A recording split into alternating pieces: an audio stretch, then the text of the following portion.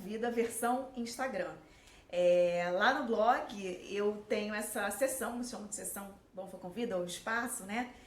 Há muitos anos. Na verdade, eu parei de convidar as pessoas. O blog foi uma coisa que foi ficando não exatamente obsoleto. Ou será que foi?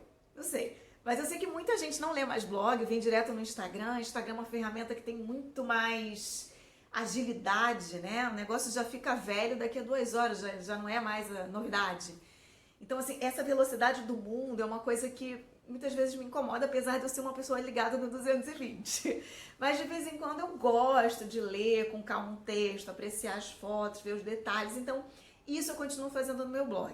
Aqui no Instagram eu faço posts mais curtinhos, stories também são uma coisa bem rápida, mas no blog tudo que eu publico aqui tá lá de uma forma mais detalhada, né? Então o blog continua existindo, mas eu realmente fiquei sem tempo de continuar com esse espaço Bom Foi Convida, de convidar as pessoas. Aí o pessoal me mandava textos e fotos, eu diagramava direitinho, marcava uma data para publicar, então eu realmente fiquei sem esse tempo. Mas aí eu gostava muito, muito, muito mesmo de receber pessoas especiais que iam lá no blog falar, escrever, né, no caso, sobre o trabalho delas, o que elas faziam, sempre assuntos interessantes para quem me acompanha aqui, para quem tem afinidade comigo, e eu imagino que todos vocês têm afinidade comigo. Pelo menos todas as pessoas que eu conheci pessoalmente até hoje, que me seguiam no blog, eu me senti super amiga, assim, logo de cara, tipo, me senti super à vontade, porque realmente a gente tem muita coisa em comum, né? E, bom, então eu sinto muita falta de chamar essas pessoas, de apresentar a vocês pessoas talentosas de diversas áreas, da área de gastronomia, artes em geral, fotografia, design, escultura, festas, enfim. São áreas que eu acho que quem me acompanha aqui também gosta, né? Então, estou muito feliz de reativar essa sessão. Minha primeira convidada é a Carol Vieira, nutricionista comportamental. Vocês deixaram várias perguntas aqui para ela. Eu achei ótimo que teve gente que se empolgou, deixou várias perguntas. Adoro. Pode deixar quantas perguntas vocês quiserem. Então, Carol, por favor, agora vai ser com você. Eu vou fazer uma primeira pergunta aqui. A gente vai intercalando pergunta e resposta. E é isso. Espero que todos gostem, porque a ideia é chamar mais amigos e fazer essa sessão Bom Foi Convida ser, pelo menos temporariamente, pelo menos nesse período aí da pandemia, ser algo constante aqui no meu perfil. Olá pessoal, tudo bem? Hoje eu venho responder as perguntas deixadas lá no post do Instagram da Kátia. Eu venho dizer que é um bate-bola, são perguntas e respostas rápidas, não tem como se aprofundar nas respostas, então isso não substitui uma consulta com um profissional, com um nutricionista, porque cada caso é um caso, cada pessoa tem sua história, tem sua rotina, tem a sua patologia, tem as suas dificuldades, então é apenas algo rápido, mas sem se aprofundar, ok? Então vamos às perguntas. A Carol me mandou um e-mail, ela separou por tópicos e aqui ela colocou o nome de quem fez as perguntas. Então vamos começar pela Gabi, Gabriela R. Ela perguntou sobre jejum intermitente. Eu acho que a Carol vai falar dos aspectos gerais. O que é jejum intermitente, se faz bem, para quem é direcionado, quem pode fazer. Enfim, essa é a minha dúvida também. Eu, durante muitos anos, eu fiz jejum intermitente sem saber o que era isso, porque eu já sei que os meus hábitos não são os melhores, né? A Carol já me deu uma ideia disso. Mas eu gosto de comer muito. Eu não gosto de comer pouquinho a cada 3 horas, que eu sempre ouvi que era o melhor, né? Eu gosto de comer com fome. Pra mim, a fome é o melhor tempero. Por isso que eu não gosto de beliscar, ficar beliscando durante o dia. Às vezes até acontece, mas normalmente o que eu faço? Eu tomo café, adoro café da manhã, é minha refeição principal. E depois de não sei quantas horas eu almojanto. Então é um almoço tardio e uma janta cedo. E aí eu durmo super cedo também. Desligo o computador e vou pra cama ver Netflix lá pelas 7, 7h30. E aí fico lá vendo filme, cochilo, acordo, volto o filme até a hora de realmente dormir, até o dia seguinte. E aí no dia seguinte eu tomo café da manhã super cedo também, mais ou menos na hora que eu acordo. E eu queria saber se isso é ruim. Porque pra mim é meio natural, sabe? Então, Queria saber assim, quais as contraindicações do jejum intermitente, e aí deixo a Carol livre para falar, porque senão eu vou falar o vídeo inteiro. É muito comum me perguntarem sobre jejum intermitente. Tem vários protocolos para esse jejum, mas quando você faz o jejum intermitente, um dia você faz o seu consumo de dieta normal, no outro você faz uma redução de 25% dessa dieta, então você vai intercalando. Quando os estudos foram feitos em ratos, deram super certo, porque teve um menor desgaste do pâncreas, uma melhora metabólica muito grande. Quando pensaram nisso para o ser humano, né, foi muito interessante porque poderia ajudar muitas pessoas com diabetes tipo 2, porque geralmente tem um consumo muito grande de carboidrato e seria uma forma de restringir. Acontece que nós não vivemos em um ambiente controlado, né? Nós temos vida social, nós temos sentimentos, nós temos vontades, nós sentimos aromas. A gente faz várias escolhas ao longo do dia sobre alimentações. Então, geralmente, não todas as pessoas, mas geralmente quando você faz essa redução, essa restrição alimentar, é um grande gatilho depois para uma compulsão alimentar. No dia que você, teoricamente, comeria sua dieta normal, acaba que compensando, querendo compensar aquilo que não foi ingerido no dia anterior. Você pode até ter uma melhora metabólica, mas pode ter outras consequências, como um transtorno alimentar, que depois vai demorar muito mais, né, num tratamento. E existe hoje outros protocolos, como o overnight, que é você para de comer às 20 horas e volta depois às 10 horas. Então, assim, tem outras também formas, né? Remanejamento da alimentação, boa distribuição dos alimentos, uma boa relação com a comida. Então, tem outras formas que nós podemos trabalhar no dia a dia com o paciente e que não necessariamente precisa ser o jejum intermitente, que não é para todas as pessoas. E na hora, o profissional, o nutricionista, vai saber ali falar para você qual é a melhor forma da perda de peso, de uma boa relação com a comida, qual é a melhor forma ali de te conduzir.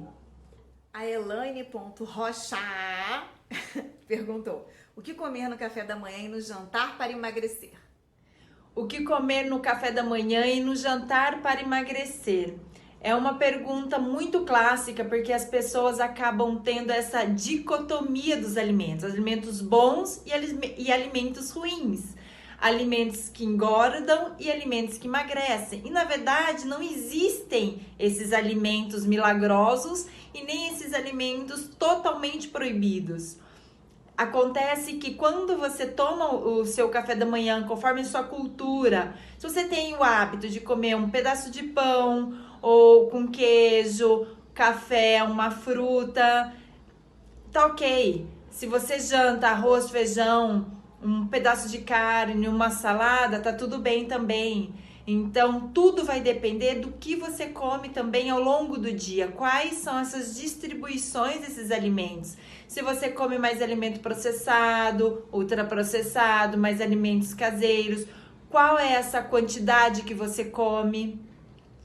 Se você realmente come com fome ou você come porque você está ansioso, se você consegue comer e sentir que está satisfeito ou você já está satisfeito e continua a comer, isso sim que vai fazer muita diferença nas calorias ingeridas ao longo do dia, muito mais do que o que você come. Então não existe um café da manhã perfeito e nenhum jantar perfeito.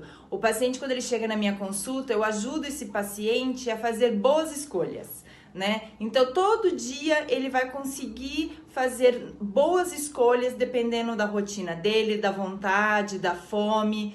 Então é essa independência nas escolhas, porque o nosso sentimento, as nossas vontades vão variando ao longo do dia, ao longo da semana. Então esse paciente vai conseguir sim ter essa independência para as escolhas, porque não existe a alimentação perfeita, apenas uma. Existem várias alimentações perfeitas, tá bom? Vamos continuar então.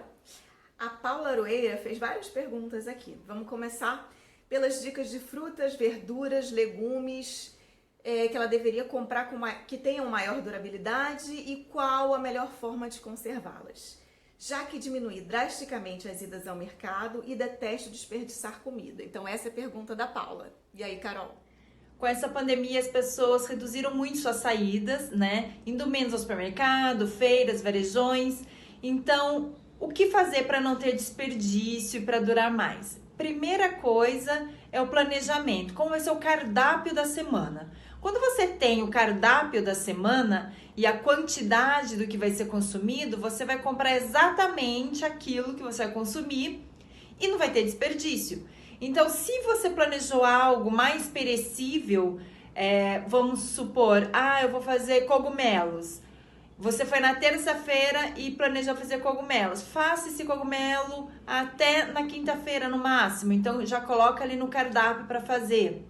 Então, quando você tem esse planejamento, você sabe exatamente o que vai ser consumido. Você vai comprar exatamente aquilo para preparar as refeições por uma semana. Frutas e verduras. Compra frutas, algumas maduras e outras mais verdes. As mais maduras você já vai consumindo no início da semana, vai deixando aquelas que ainda vão começar a amadurecer, mas pro final da semana.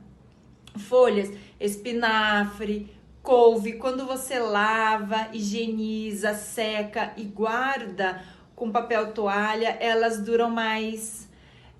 Alface roxa dura mais, radíquio dura mais. Você pode comprar a cenoura e a beterraba para poder ralar na hora do consumo ali na sua salada, porque quando você já compra ralado, ela tem uma tendência a estragar mais rápido, ela começa a melar e aí vai ter o desperdício.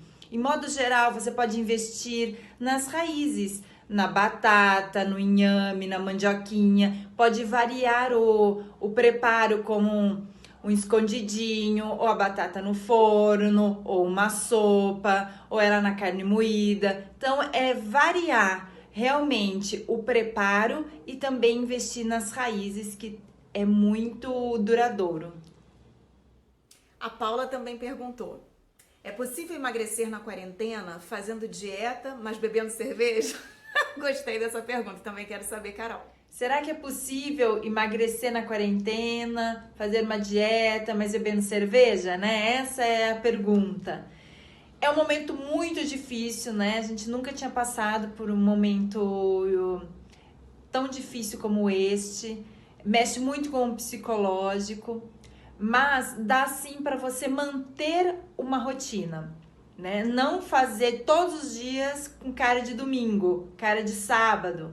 Então, você manter ali a alimentação, acordar no horário correto, o horário que você já acordava antes, dormir no horário que você dormia antes, fazer todas as refeições de uma forma caseira, evitar os processados e ultraprocessados, manter sim a atividade física, porque esse isolamento, né, essa quarentena, não quer dizer que a gente precisa ficar sedentário, dá para se movimentar, de repente mais limitado, não é como você fazia ou gostaria de fazer, mas dá sim para se movimentar. Então a questão é montar uma rotina, se alimentar de forma saudável, com comida caseira, fazer sem ficar pulando refeições, né? Comer quando estiver com fome realmente e deixar a bebida alcoólica para os finais de semana, seja ela qual for. Se a sua rotina era beber o seu vinho na sexta à noite,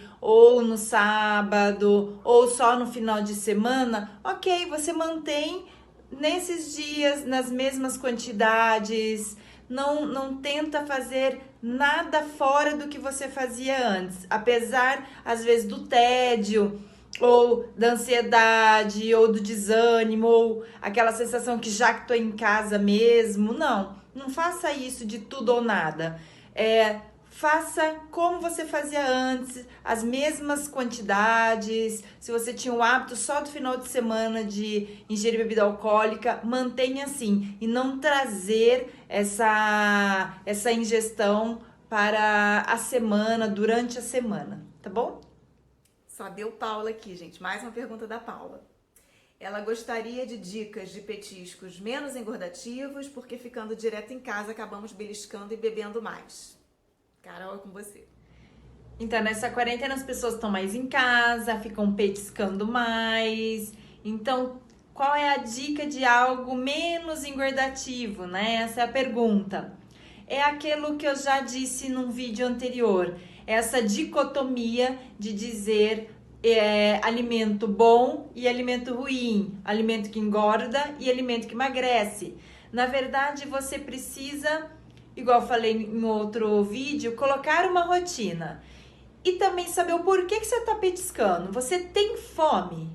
Ou você está petiscando porque você está angustiada, nervosa, ansiosa? Se você estiver comendo para tentar amortizar esses sentimentos, aí é que a gente precisa, né, parar, conversar. Realmente é um assunto que a gente tem que se aprofundar mais em consulta. Mas tentar não, quando você ter esse sentimento de querer amortizar, né, comer para amortizar algum sentimento seu, é você parar e pensar, não, eu não estou com fome, eu estou querendo comer porque não tenho nada para fazer. Então aí você vai ler, você vai assistir um documentário, você vai se exercitar, vai conversar com alguém, liga para alguém. Mas não descontar isso no alimento, porque vai ser uma sensação muito breve, né, que vai amortizar, que vai passar, só que depois vai voltar esse sentimento e você vai querer comer novamente para tentar aliviar por mais um tempo. Então, comer por sentimento precisa mudar o foco. Esse não pode ser a ingestão de alimento por causa dos sentimentos.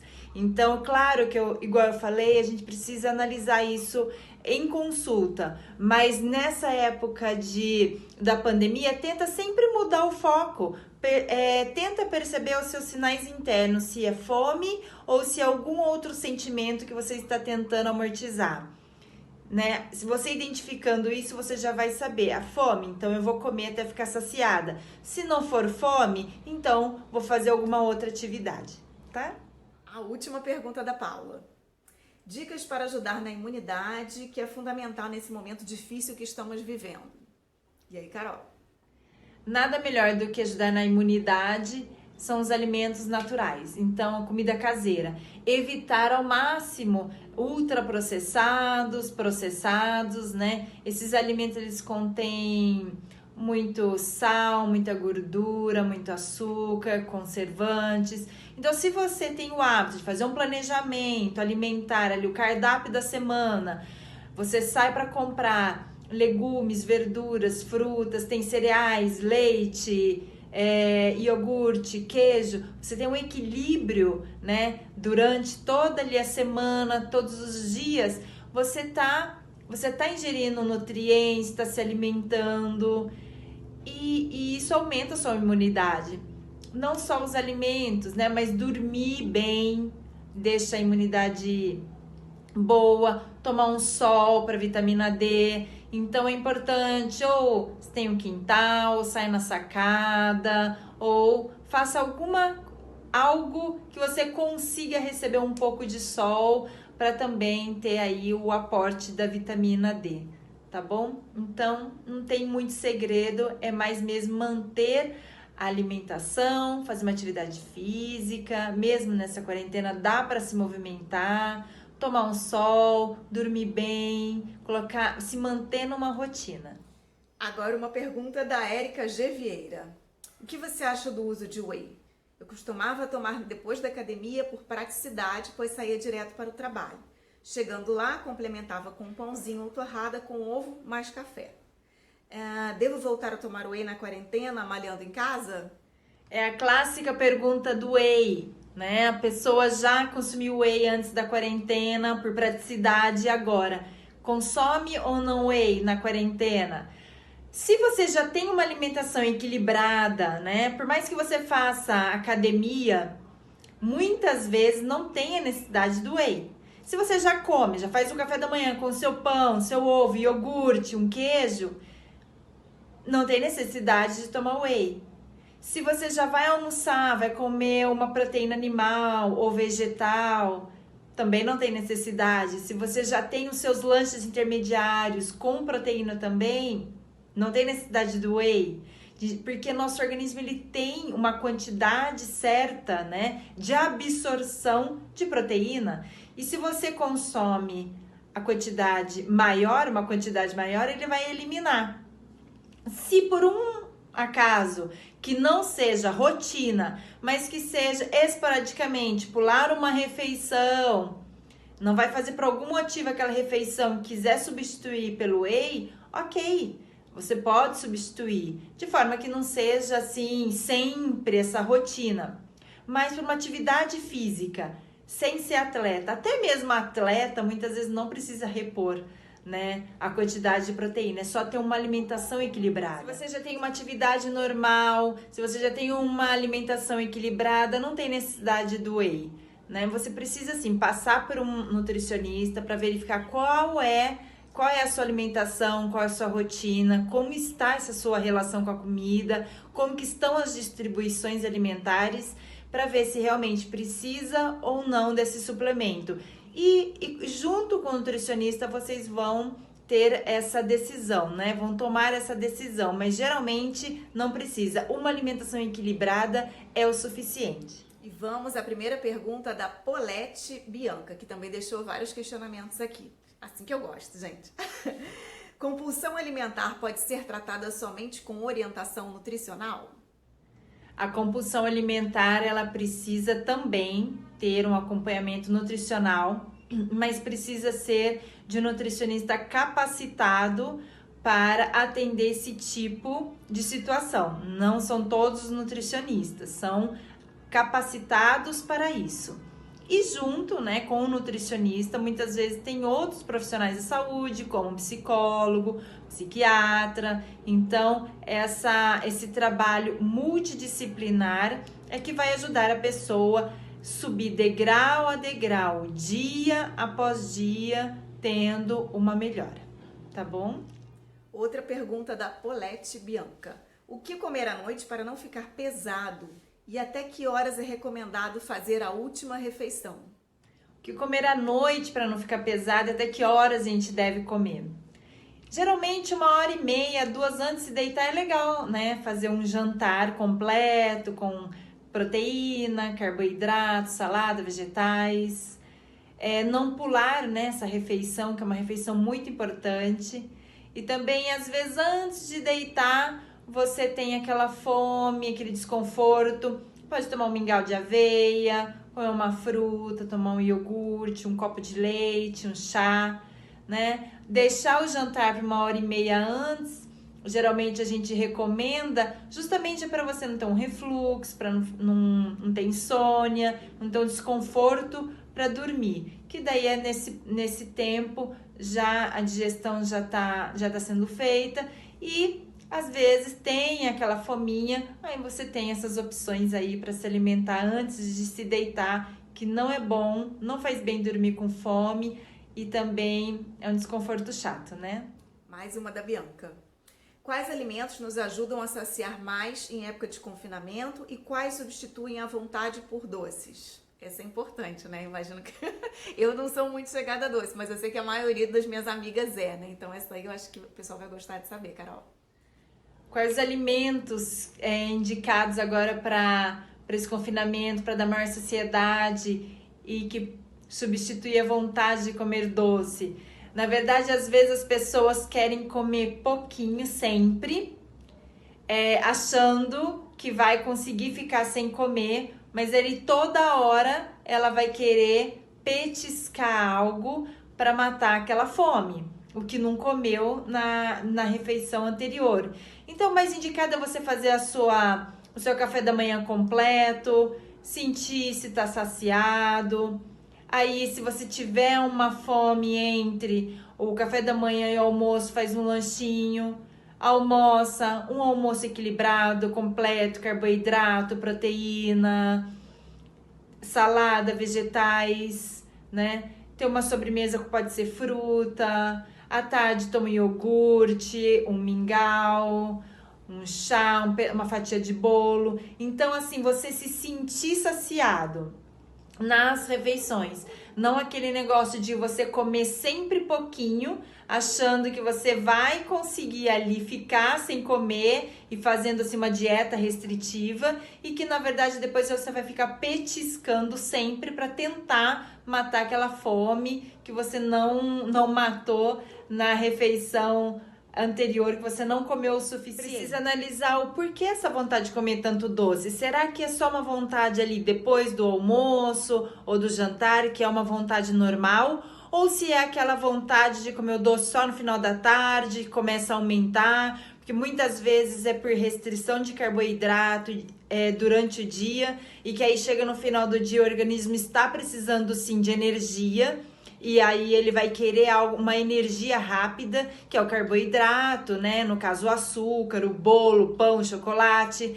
Então, precisa saber de onde vem essa necessidade. Isso precisaria ver em consulta, se aprofundar mais, saber de onde que vem essa necessidade. Se é, às vezes, por alguma deficiência de nutrientes, vitaminas, minerais. Então, isso eu precisaria estar analisando, mas dá para saber, no final do dia, eu restringi muito o carboidrato, então pode ser que seja nessa linha ou não, ou daí eu teria que realmente me aprofundar mais na consulta, mas precisa sempre analisar, saber de onde que vem, se é um sentimento, se também tá querendo comer por algum sentimento, amortizar o sentimento, tá? Então, geralmente tem essas vertentes, mas eu prefiro um caso deste aprofundar mais em consulta.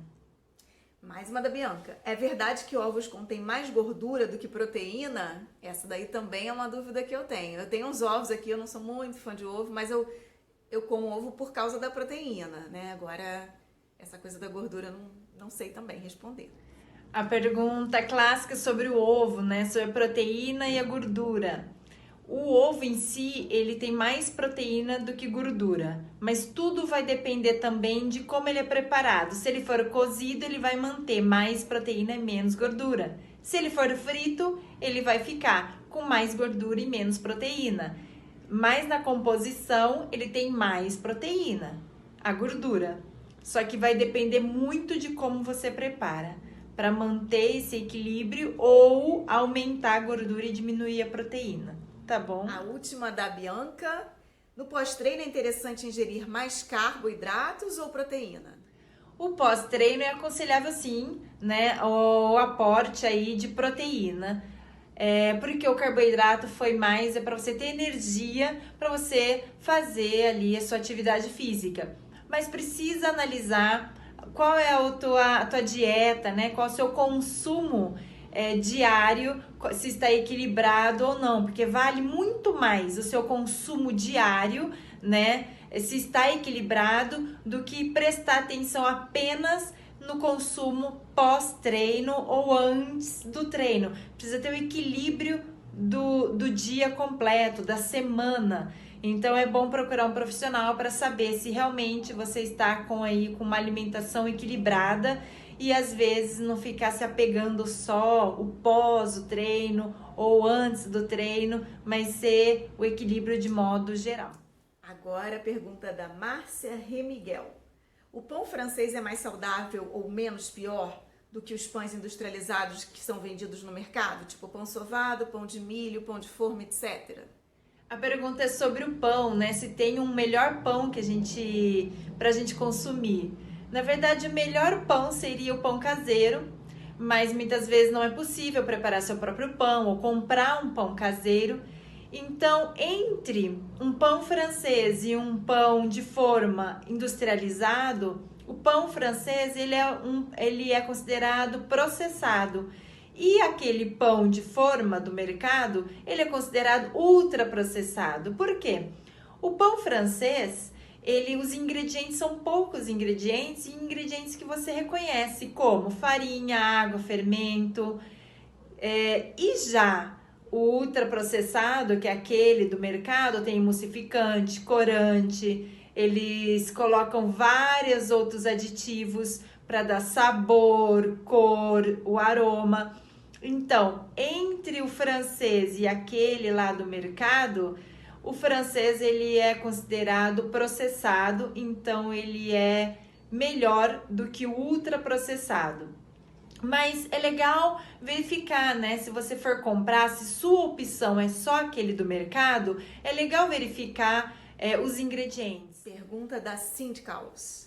Como perder o desejo de comer doces? Precisa analisar o porquê essa vontade de comer tanto doce. Será que é só uma vontade ali depois do almoço ou do jantar, que é uma vontade normal? Ou se é aquela vontade de comer o doce só no final da tarde, que começa a aumentar, porque muitas vezes é por restrição de carboidrato durante o dia, e que aí chega no final do dia o organismo está precisando sim de energia, e aí ele vai querer uma energia rápida, que é o carboidrato, né? No caso o açúcar, o bolo, o pão, o chocolate. Então precisa saber de onde vem essa necessidade, isso precisaria ver em consulta, se aprofundar mais, saber de onde que vem essa necessidade. Se é, às vezes, por alguma deficiência de nutrientes, vitaminas, minerais. Então, isso eu precisaria estar analisando. Mas dá para saber, no final do dia, eu restringi muito o carboidrato, então pode ser que seja nessa linha ou não. Ou daí eu teria que realmente me aprofundar mais na consulta. Mas precisa sempre analisar, saber de onde que vem, se é um sentimento, se também tá querendo comer por algum sentimento, amortizar o sentimento, tá? Então, geralmente tem essas vertentes, mas eu prefiro um caso deste aprofundar mais em consulta. Luísa Piso. A dieta pode ajudar quando você está no efeito platô? Eu nem sei o que é efeito platô, Carol, explica pra gente. A pergunta é se alguma dieta, né, ajuda quando está no efeito platô. Acontece muito isso, às vezes as pessoas começam a fazer várias dietas e já não perde mais peso, porque ainda foca muito no peso padrão. Acontece de ter aquela teoria do set point, que é quando você, vamos supor, ganha 10 quilos e você quer perder aqueles 10 quilos. De repente e não consegue, né? Muitas vezes. Porque o seu corpo vê como que não é saudável, que já é muito arriscado perder tanto peso. Então, às vezes, você quer perder todo aquele peso, você acha que tem que ser todo aquele peso, mas na verdade o seu corpo ele tem um limite de uma forma segura e saudável. E aí você acaba que não consegue perder do jeito que você gostaria. E tem também se focar muito no peso e muito nas dietas, né? As dietas geralmente são dietas restritivas, que você acaba entrando a dieta, a restrição, aí ela começa a ter a compulsão depois, a culpa, aí volta na dieta. Na dieta restritiva você acaba entrando num ciclo vicioso. Você começa a dieta, não leva essa dieta por muito tempo porque não consegue, depois acaba tendo uma compulsão alimentar, depois fica com culpa por ter tido a compulsão alimentar e culpa por não ter conseguido levar essa dieta adiante, aí acaba fazendo uma nova dieta e aí fica nesse ciclo vicioso e acaba entrando no efeito sanfona, que você acaba tendo inflamações e piora mais a perda, né, de peso. Então não precisa ter uma dieta restritiva. O paciente, quando chega no meu consultório, na minha consulta, a gente consegue juntos, né, fazer uma boa distribuição, ver onde estão os excessos, onde estão as faltas. Eu começo ali a direcionar esse paciente a ter uma independência nas escolhas, nas boas escolhas, sem dieta restritiva, e sim, dá para ter perda de peso sem dieta restritiva. Mais uma pergunta da Luísa, Lulu, minha amiga. Ela gostaria de sugestão de alimentos e vitaminas importantes para a imunidade para quem está com mais de 50 anos. Como melhorar a imunidade, né, depois dos 50 anos?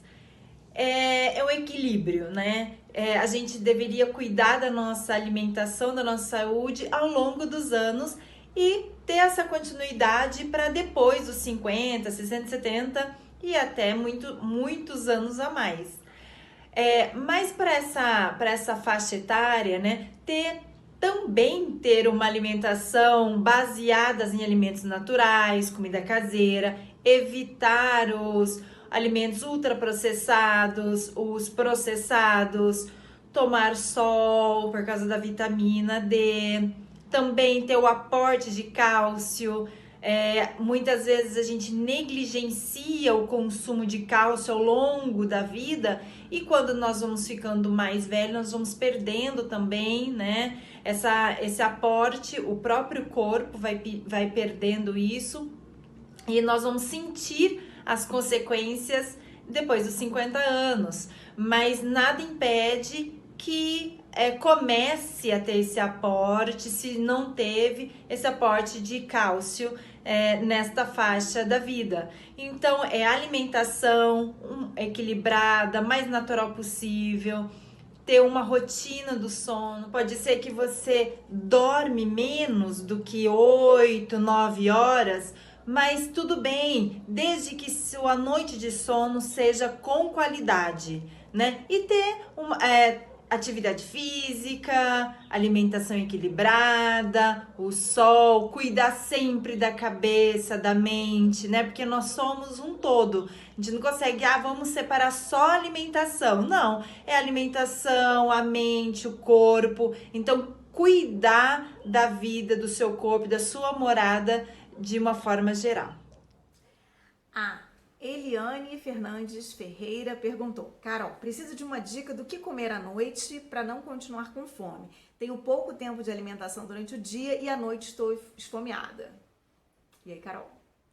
Uma pergunta, né? O que se alimentar à noite e não ter fome? E a rotina, né, do dia a dia não tem muito tempo para se alimentar. A gente não pode colocar esse frenesi, essa correria no nosso dia a dia como sinônimo de não nos alimentarmos. A gente precisa adequar a nossa rotina, né, de uma forma personalizada. Às vezes você não consegue parar para almoçar, mas dá pra gente reforçar ali o café da manhã ou o lanche entre o café da manhã e o almoço, ou o almoço até o jantar. Então tem outras formas da gente personalizar, né, a alimentação nessa tua rotina, mas não deixar de se alimentar. Às vezes não precisa de muito tempo para você se alimentar com qualidade.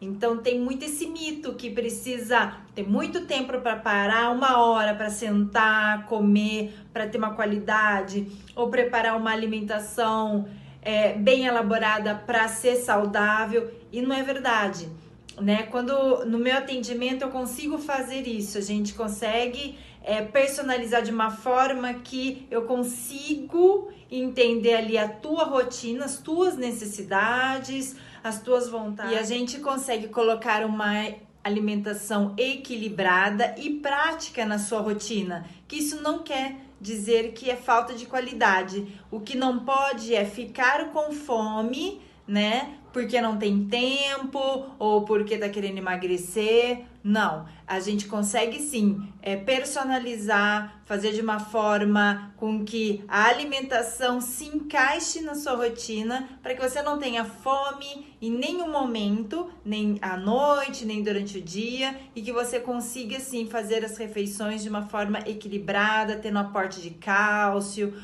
proteína, vitaminas e minerais, tá bom? E a última pergunta é da Neide, da Emporium de Geleias Gourmet. Quais os alimentos que eu posso ingerir para conter os níveis de cortisol nessa quarentena?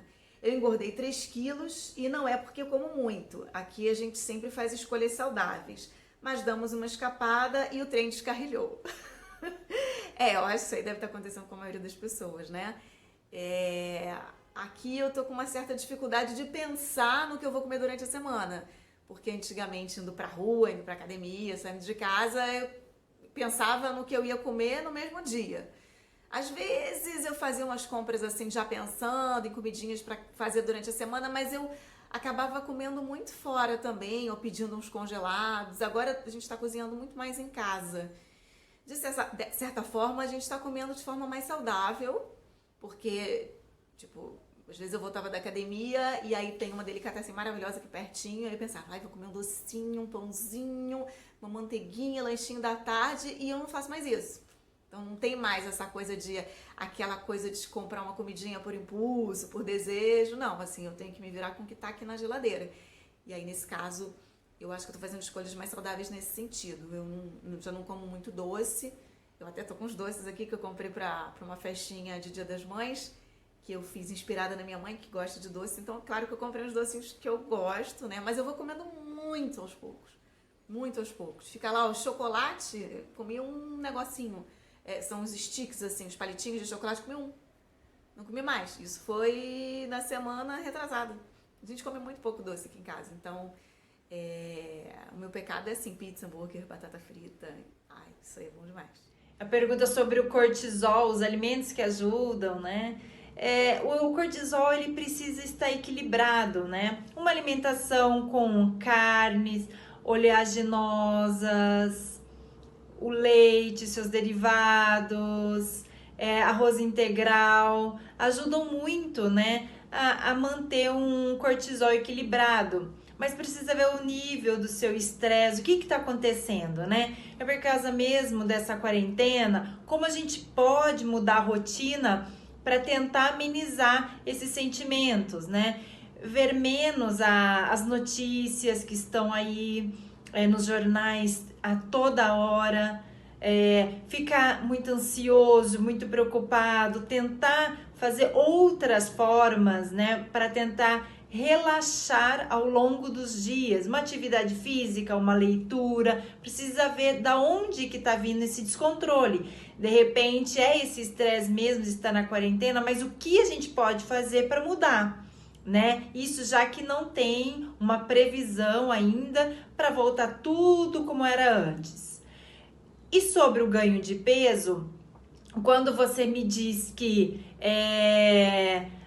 deu umas escapadas, eu preciso saber que tipo de escapada. Então, de repente, você está comendo por causa dessa ansiedade, por causa dessa angústia. Então, daí é a hora que a gente tem que analisar, né? Em consulta, eu consigo aprofundar mais. Só que eu preciso, assim, analisar. Você pode se perceber. Eu estou comendo, eu estou dando essas escapadas, petiscando, né? Por quê? Porque eu estou com fome?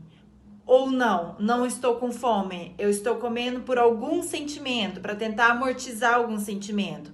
Então, se esse for o caso, muda o foco, né? Se não for pela fome, for pelo sentimento, é mudar o foco. Você vai ler, vai ligar para alguém, vai fazer uma atividade física, ou vai preparar algo depois para o jantar. Então, você tem que ter outras alternativas a não ser comer pelo sentimento, tá? Então, Carol, muito obrigada. Fiquei muito feliz com as suas respostas, bem detalhadas, cheias de informações úteis, principalmente nesse momento atual, né? Muitas dúvidas foram sobre esse momento atual. Quero agradecer também todos vocês que deixaram perguntas aqui nos comentários. E principalmente Carol, claro, minha amiga, uma ótima amiga, uma profissional maravilhosa, uma pessoa nota 10, um ser humano admirável. E ela foi a minha primeira cobaia, não vou esquecer. Obrigada por ter topado aí esse desafio, né? Essa contribuição, colaboração. E tem mais amigos por aí. A próxima vai ser a Ju e depois eu falo mais sobre ela. Mas enfim, muito obrigada a todos vocês, a Carol, e a gente se vê por aqui.